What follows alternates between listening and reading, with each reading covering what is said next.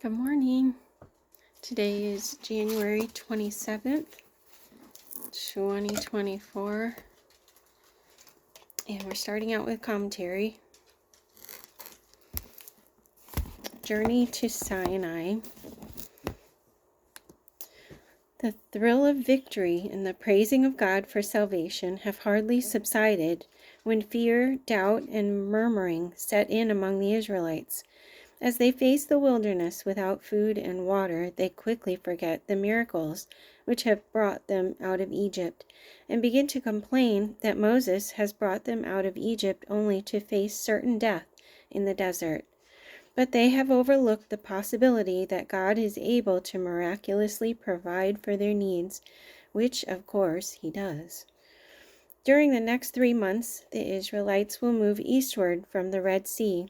In this period of time, they will defend themselves against the Amalekites, a nomadic people of the Sinai and Negev region, who are naturally resentful of the Israelites' intrusion into their territory. Here, Moses will be reunited with his wife and children, who had returned to be with Moses' father-in-law Jethro, while Moses was locked in the struggle with Pharaoh. While the two are together, Jethro gives Moses some excellent advice, which leads to the establishment of a system of judges to settle disputes among the Israelites. The account begins as the people leave the banks of the Red Sea, in which Pharaoh's army has just been destroyed. Exodus 15, verse 22.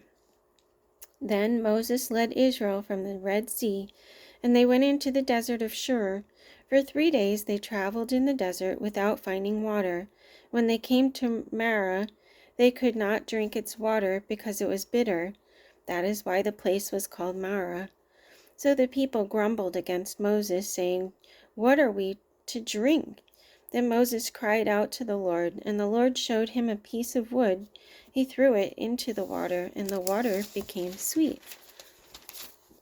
There the Lord made a decree and a law for them, and there He tested them. He said, "If you listen carefully to the voice of the Lord your God, and do what is right in His eyes, if you pay attention to His commands and keep all His decrees, I will not bring on you any of the diseases I brought on the Egyptians, for I am the Lord who heals you." Then they came to Elim, where there were 12 springs and 70 palm trees, and they camped there near the water. The whole Israelite community set out from Elim and came to the desert of Sin, which is between Elim and Sinai, in the 15th day of the 2nd month after they had come out of Egypt. In the desert, the whole community grumbled against Moses and Aaron. The Israelites said to them, "If only we had died by the Lord's hand in Egypt. There we sat around pots of meat and ate all the food we wanted.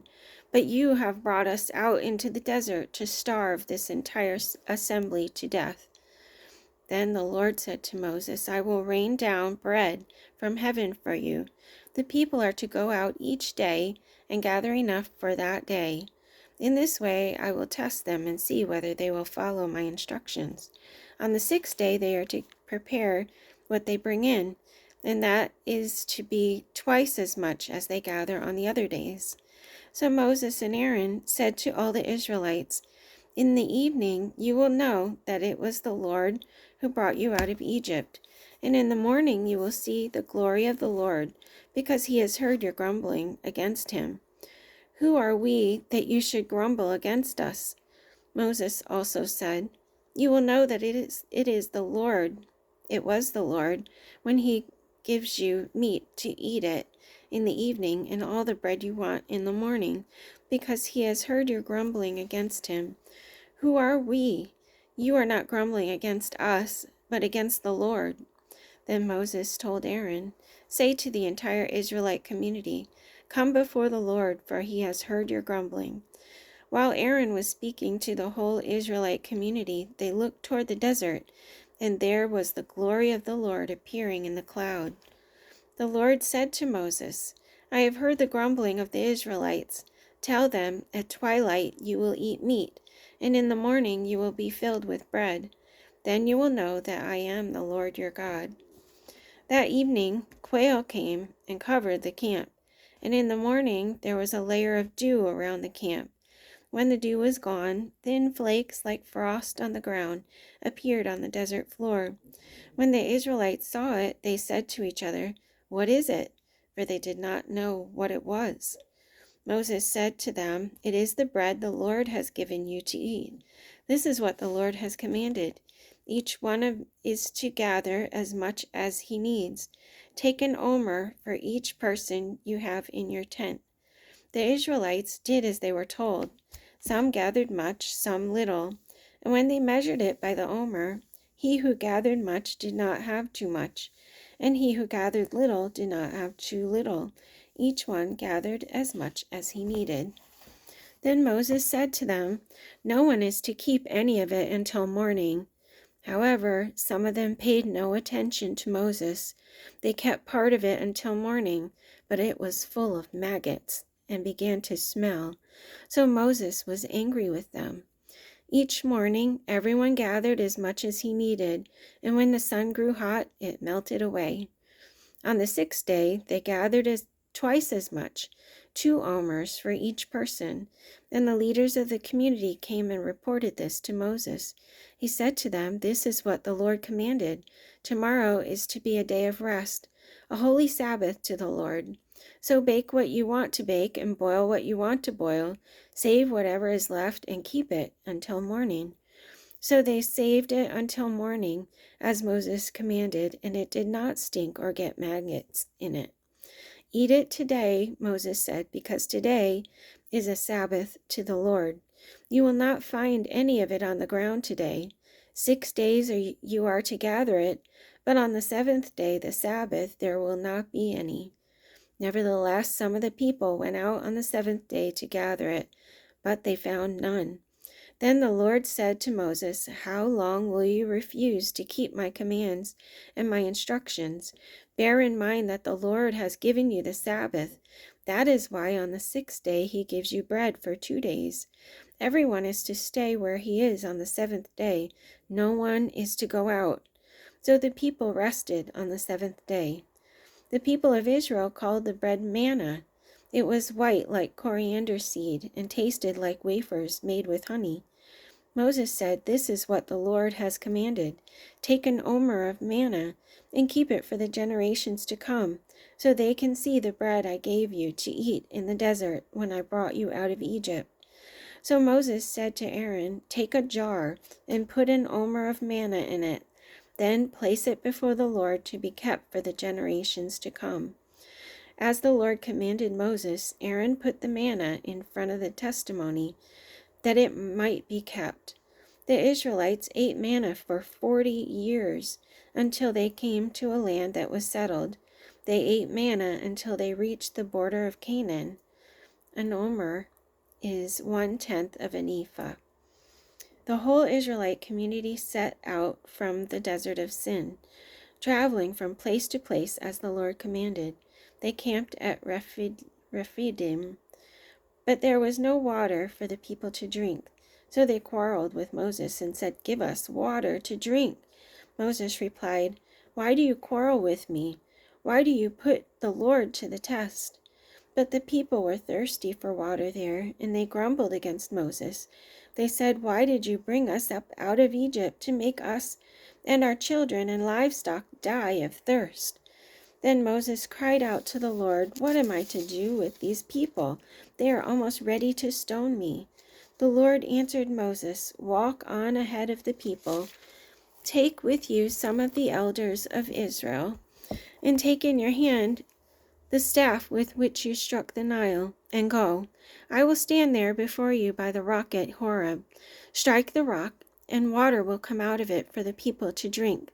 So Moses did this in the sight of the elders of Israel, and he called the place Massah and Meribah, because the Israelites quarreled and because they tested the Lord, saying, "Is the Lord among us or not?" The Amalekites came and attacked the Israelites at Rephidim. Moses said to Joshua, "Choose some of our men and go out to fight the Amalekites. Tomorrow I will stand on top of the hill with the staff of God in my hands." So Joshua fought the Amalekites as Moses had ordered. And Moses, Aaron, and Hur went to the top of the hill. As long as Moses held up his hands, the Israelites were winning. But whenever he lowered his hands, the Amalekites were winning. When Moses' hands grew tired, they took a stone and put it under him, and he sat on it. Aaron and Hur held his hands up, one on one side, one on the other, so that his hands remained steady until sunset. So Joshua overcame the Amalekite army with a sword. Then the Lord said to Moses, "Write this on a scroll as something to be remembered, and make sure that Joshua hears it, because I will completely blot out the memory of Amalek from under heaven." Moses built an altar and called it, "The Lord is my banner." He said, "For hands were lifted up to the throne of the Lord. The Lord will be at war against the Amalekites from generation to generation." Now Jethro, the priest of Midian, and the father-in-law of Moses, heard of everything God had done for Moses and for his people Israel, and how the Lord had brought Israel out of Egypt. After Moses had sent away his wife Zipporah, his father-in-law Jethro received her and her 2 sons.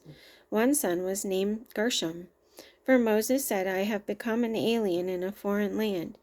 And the other was named Eleazar, for he said, "My father's God was my helper. He saved me from the sword of Pharaoh." Jethro, Moses' father-in-law, together with Moses' sons and wife, came to him in the desert, when he was camped near the mountain of God. Jethro had sent word to him, "I, your father-in-law Jethro, am coming to you with your wife and her 2 sons." So Moses went out to meet his father-in-law and bowed down and kissed him. They greeted each other, and they went into the tent. Moses told his father-in-law about everything the Lord had done to Pharaoh and the Egyptians for Israel's sake, and about all the hardships they had met along the way, and how the Lord had saved them.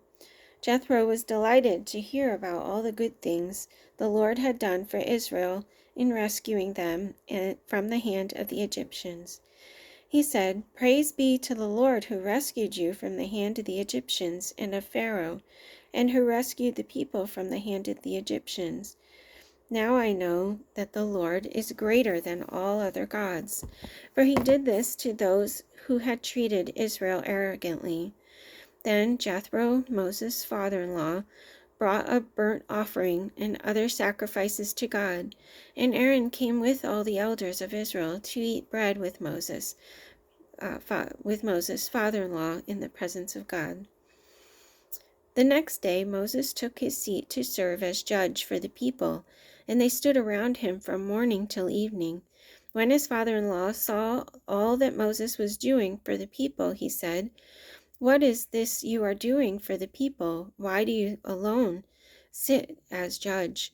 While all these people stand around you from morning till evening?" Moses answered him, "Because the people come to me to seek God's will. Whenever they have a dispute, it is brought to me, and I decide between the parties and inform them of God's decrees and laws." Moses' father-in-law replied, What you are doing is not good. You and these people who come to you will only wear yourselves out. The work is too heavy for you. You cannot handle it alone. Listen to me, and I will give you some advice, and may God be with you. You must be the people's representative before God, and bring your disputes to him. Teach them the decrees and laws, and show them the way to live and the duties they are to perform. But select capable men from all the people, men who fear God, trustworthy men who hate dishonest gain, and appoint them as officials over thousands, hundreds, fifties, and tens. Have them serve as judges for the people at all times, but have them bring every difficult case to you. The simple cases they can decide themselves. That will make your load lighter, because they will share it with you. If you do this, and God so commands, you will be able to stand the strain, and all these people will go home satisfied. Moses listened to his father-in-law and did everything he said. He chose capable men from all Israel and made them leaders of the people. officials over thousands, hundreds, fifties, and tens. They served as judges for the people at all times. The difficult cases they brought to Moses, but the simple ones they decided themselves. Then Moses sent his father-in-law on his way, and Jethro returned to his own country. And that's it for today. Have a good day. See you tomorrow.